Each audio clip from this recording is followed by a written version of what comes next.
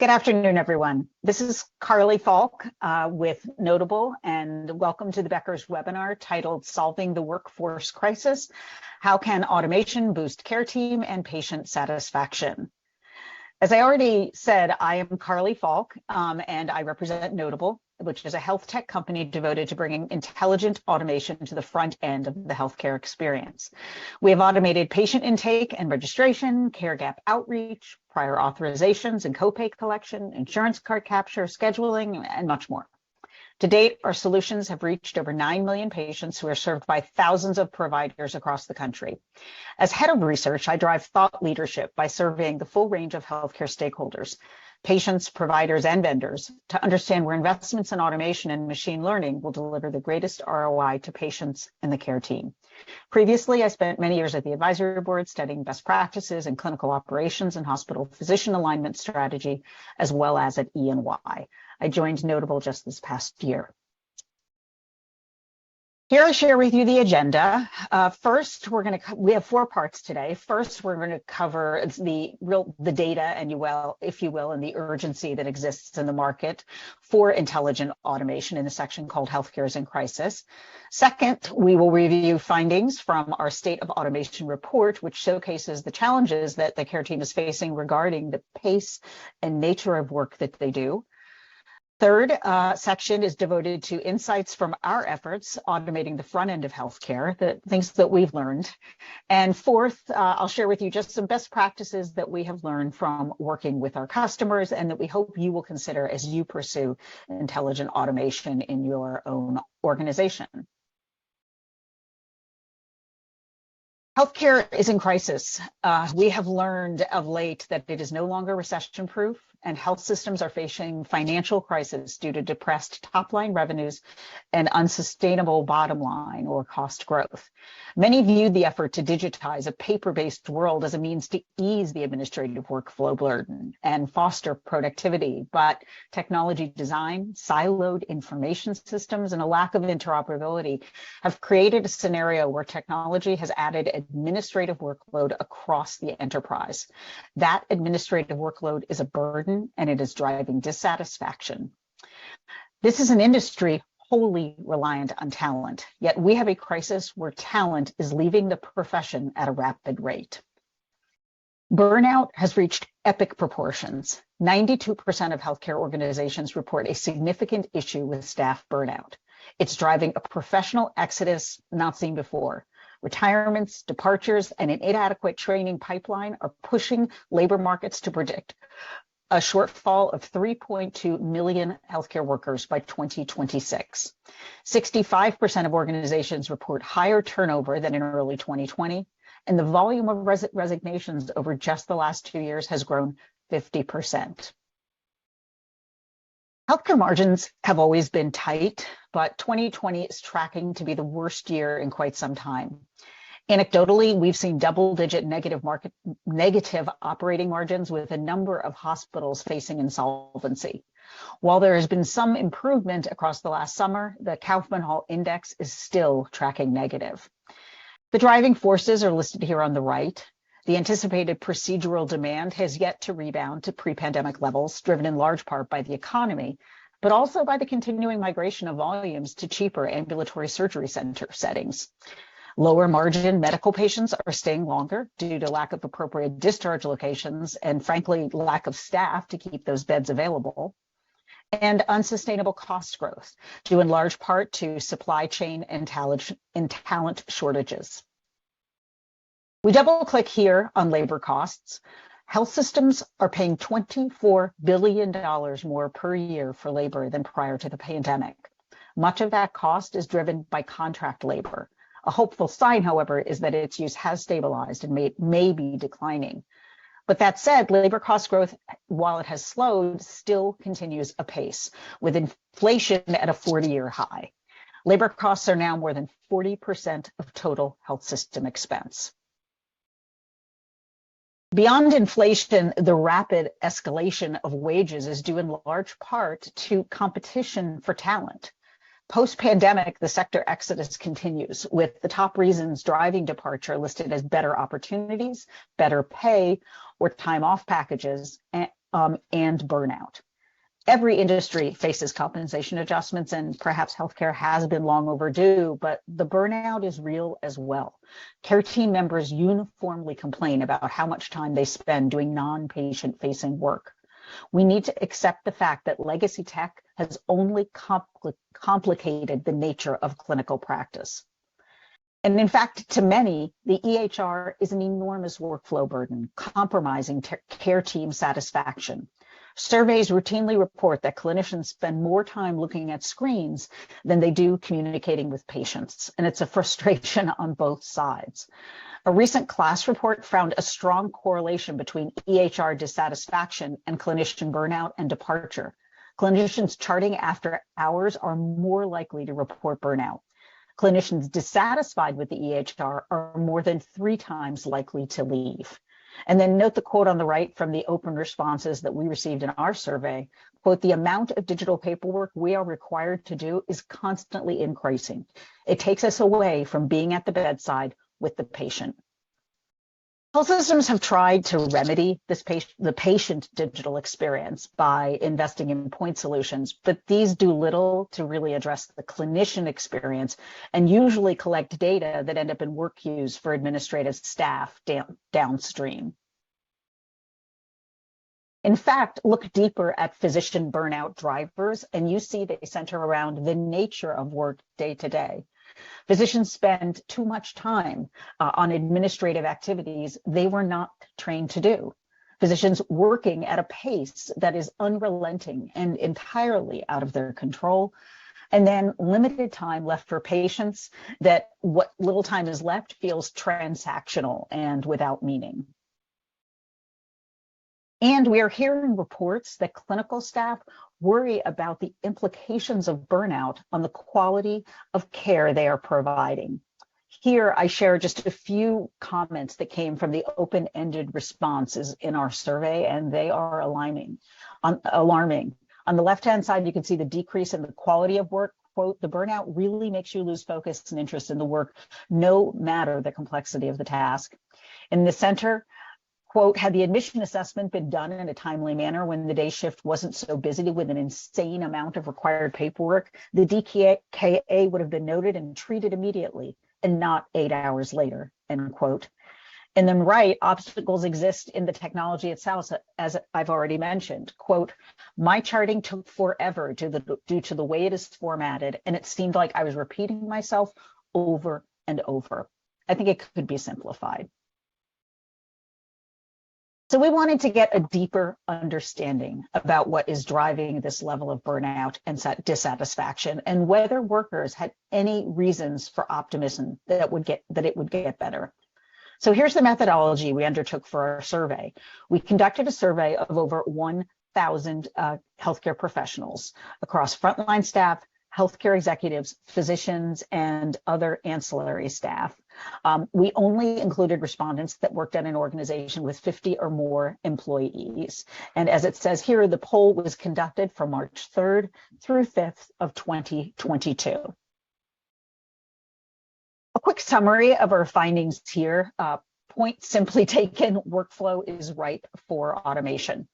The care team, administrative and clinical staff are profoundly dissatisfied and burned out, burdened by redundant tasks that are more data entry than care delivery.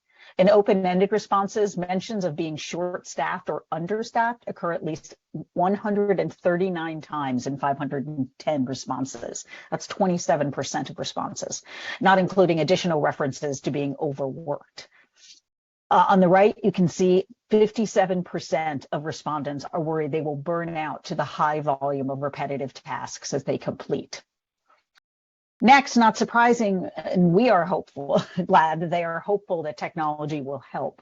Well, the progress has been slow in healthcare. What we see they all realize is that in the palm of their hands, tech has so much to offer them.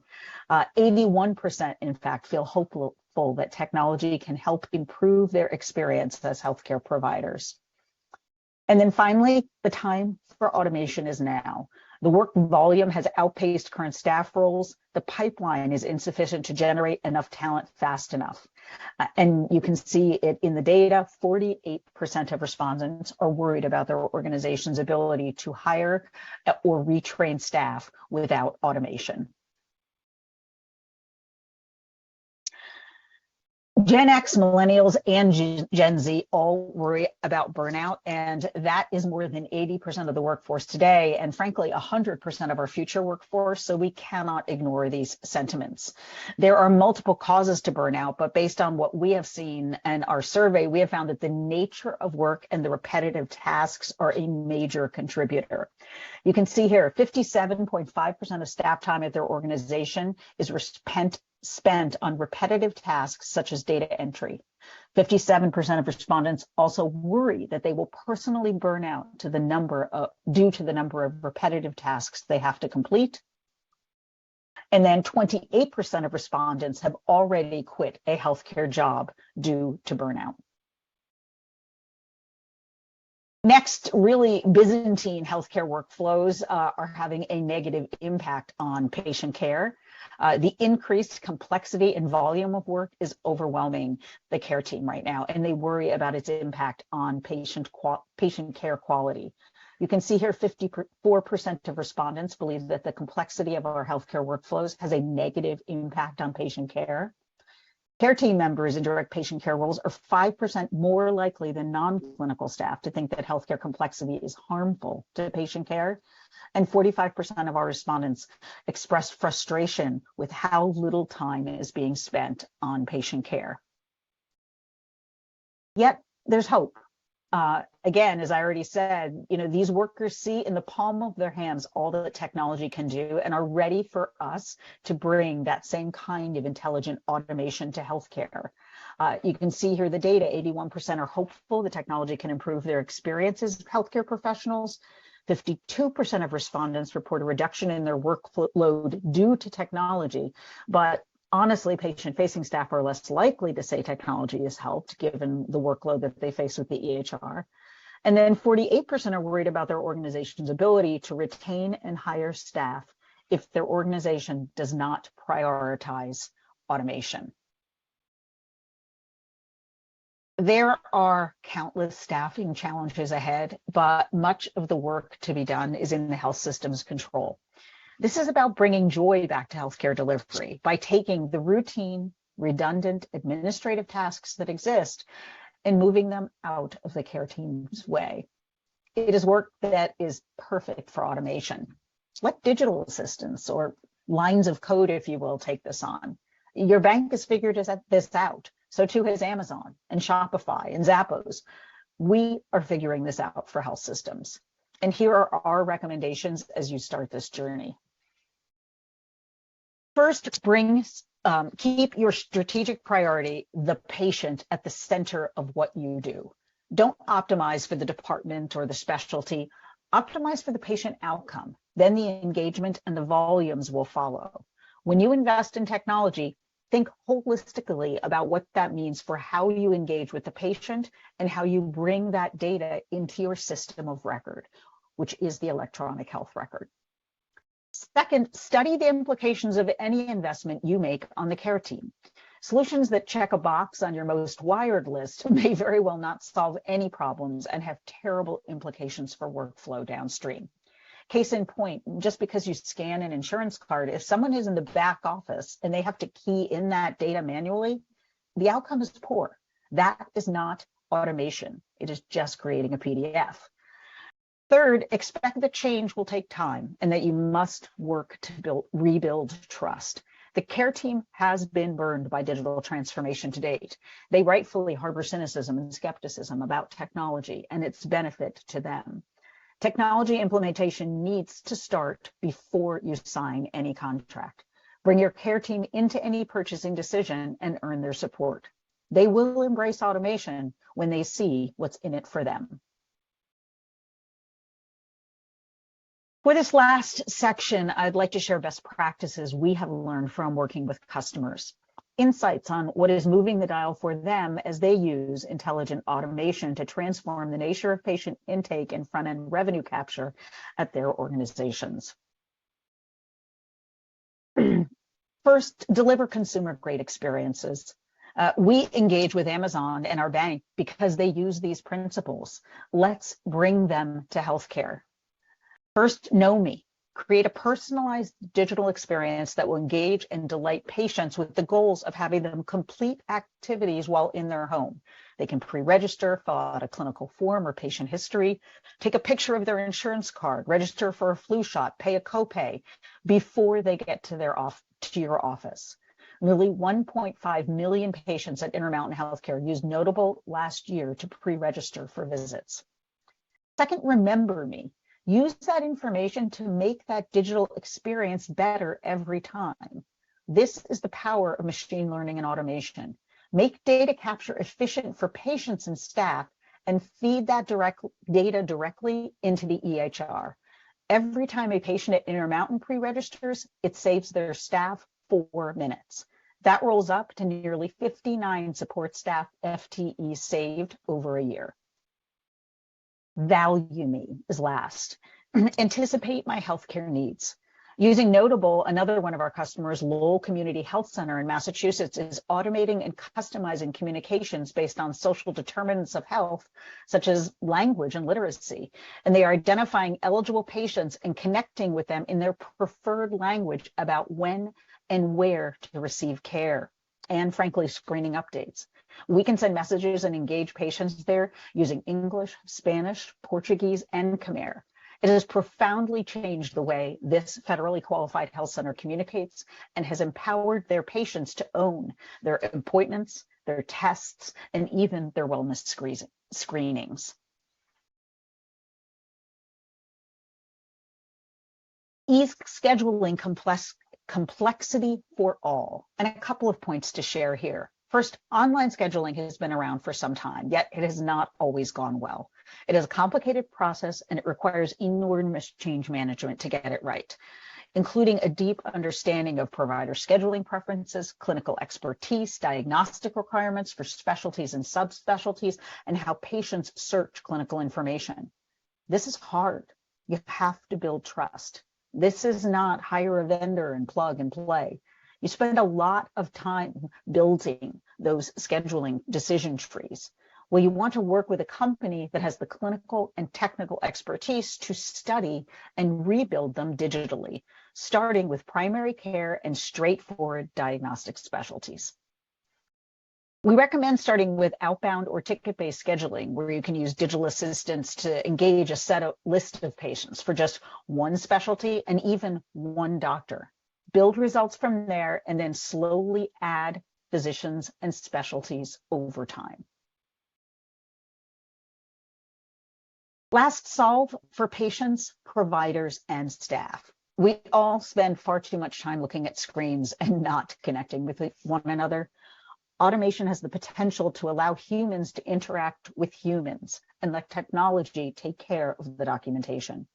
We want to put routine, predictable tasks in the hands of digital assistants who then reach out to patients and collect data in advance of their planned visit while they are in their homes. When you get this work completed upstream before the patient arrives, you reduce patient time spent in waiting rooms, completing clipboards and pulling out insurance cards, and then staff time looking for those cards when those cards get dropped in the crack behind the computer screen, plus asking for credit cards and payment, which none of the staff like to do. This is not why your support staff chose this job. They want to help people. They want to answer questions. They want to make them feel comfortable. And the patients, they don't want to rush through these forms while they stop their kid from tearing up the People magazine.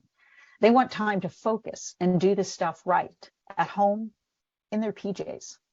When you move these tasks out of the waiting room, you free time for the care team, the support and clinical members to have meaningful interactions with patients. Across the bottom, you see the time savings enjoyed per provider at just one of our customers, Austin Regional Clinic in Texas.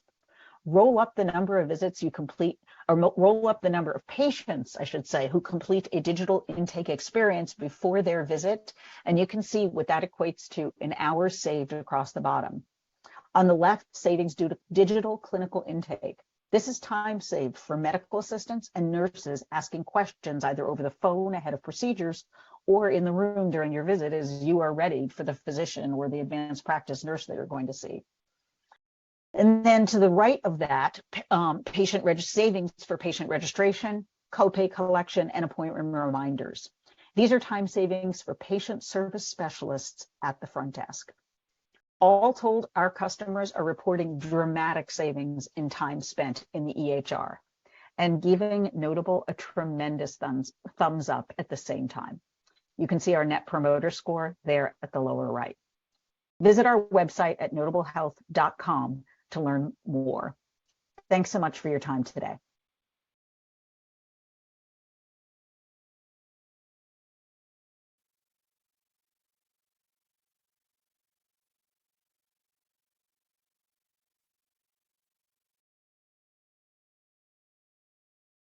Carly, thank you so much for sharing how providers can better navigate today's staffing challenges and strategize a more sustainable path forward using automation.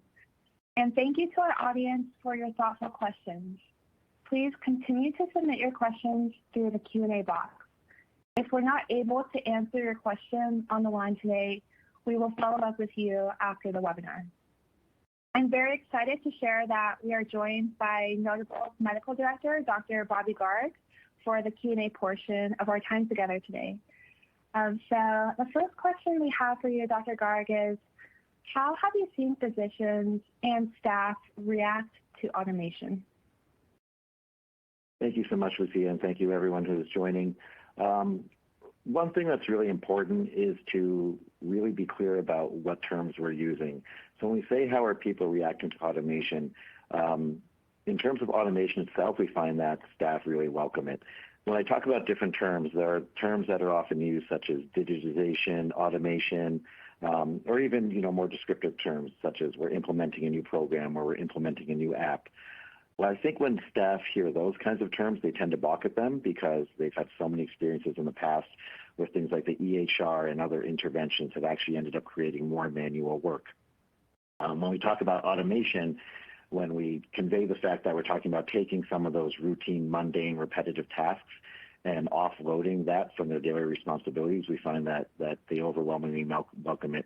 If you ask a given provider or staff member if they could just have half of those repetitive tasks taken away from them throughout the day, freeing them up to do more patient-facing activities, the answer would overwhelmingly be an approval to doing that. Awesome, thank you. The next question we have for you is, what is the state of patient acquisition today, and how will it look like in the future? Yeah, an interesting thing about patient acquisition, and the point was referenced in the presentation, which is at this time, the way patients experience things as consumers, especially when it comes to digital engagement, the most positive experience they have and the smoothest experience they have out in the consumer world, that's the experience they expect everywhere. So when they can check into a flight quickly within 1 or 2 clicks on their phone, when they can deposit a check through their mobile device, that's the same type of digital experience they're expecting from their healthcare providers as well. So when a healthcare system can provide that level of digital engagement with their patients, it puts them at a major competitive advantage for patient acquisition and patient retention. And then a second aspect of that would be in terms of patient access. We find that most health systems these days have a very, very significant backlog for patients that they can bring in to appointments on a timely basis. Much of that is also due to staff shortages. So if we can alleviate manual work to help address the shortages, that could help address that backlog of bringing in patients. The third thing I would mention is that in terms of interacting with patients once they're already part of your organization, it would be that ongoing digital engagement to create that ongoing relationship where they feel connected to the health system because of that ongoing outreach that's being performed.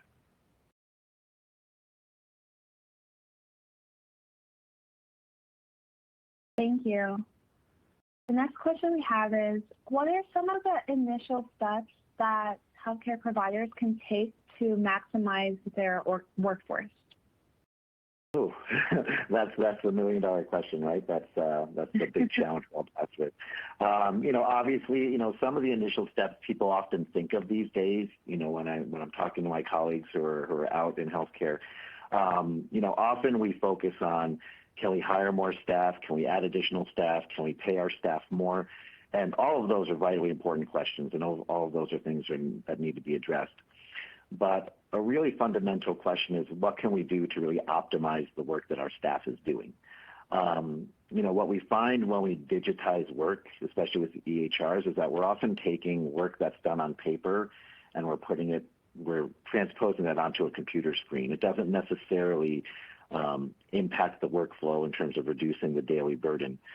We know that up to 60% of staff hours are spent doing administrative tasks. So I really think the more crucial point to really address those shortages is to really optimize the staff workflow. So if we can take a certain percentage of workflows that are being done by staff that are manual, repetitive, and very, very time consuming, and we can automate those tasks, that then frees up the workforce to do more essential activities and work at the top of their license. And that also decreases the net need you would have for backfilling those staff vacancies. Great. Thank you, Dr. Garth. The next question we have for you is, we learned a lot about challenges to success factors during the session. What is the number one objective that organizations should focus on? Oh, boy. Well, I mean, at the end of the day, we all know that the number one objective is to best serve our patients. So the question comes to, what's the best way of delivering that service? So that really, at the core of that is really just making sure the staff are available to deliver the best possible care to the patients. Part of that is the solutions that the actual organization offers, but part of it is the actual delivery of care that the staff and the providers are giving to patients. So if we can, as I mentioned in the previous question, if you can automate a lot of those tasks to then provide more direct patient-facing care on a day-to-day basis, I think that's really the main linchpin to a successful organization.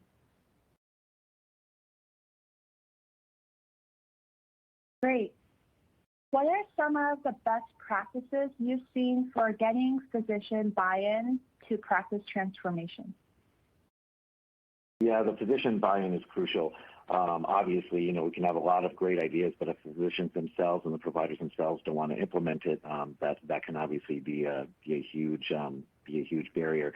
So I think the most important thing is that often when we look at solutions in healthcare, sometimes those solutions will benefit the patients, sometimes they will benefit the staff, and sometimes they'll benefit the providers. And what often happens is one of those solutions will benefit one of those stakeholders, but it will often be at the detriment to other stakeholders. So as an example, we might implement an exciting new portal or a mechanism of communication for patients, but that might end up having a downstream impact of having more work for the providers. So I think the key to that engagement is having solutions that are actually beneficial to all those different stakeholders. So it really is having a solution where you can highlight the benefits to the provider as well, where they also benefit the patient. So for example, we gave patients access to inboxes, which from a patient standpoint is fantastic. You have access to your provider, you can send a message, you don't have to wait on hold on the phone, but then the downstream impact of that is, of course, a very cluttered inbox for providers, and they will tell you that that's often one of the biggest barriers to getting through their day is clearing out those messages. So proposing solutions that actually impact their day-to-day workflow as well. So it's removing those manual tasks. It's their staff being freed up from their manual tasks so they have more time to outreach to patients and make those phone calls and help with that in-depth management. It's freeing up the providers from some of those manual repetitive tasks so that they have more time to be patient-facing. So things such as automating patient registration and intake so that the patient is immediately available to be seen. And if you have a 20-minute appointment, you actually can see that patient for 20 minutes rather than waiting for 10 minutes for administrative tasks to be complete. Or if you're referring a patient for something, if that gets automated, then the patient is no longer calling on a daily basis waiting for a referral or an authorization to come through. And they end up getting that referral care, that specialty care, or those diagnostic tests much more rapidly, which is much more beneficial for both the patient getting the test and then the provider having those results. So I think, to answer the core question, it's really creating solutions where everybody benefits and that the entire patient-physician interaction and also the staff-physician interaction just becomes more smooth and less strife with all those different manual barriers along the way. Awesome. Thank you, Dr. Garg, for sharing those insights with us. That wraps up our Q&A for today. Thank you to our audience for joining our discussion. We hope you'll tune in for our upcoming webinar on November 16th, Rethinking Digital Engagement, What Patients Really Want from Healthcare. Thank you so much and have a lovely day. Thank you, everyone. Thank you, Lucia.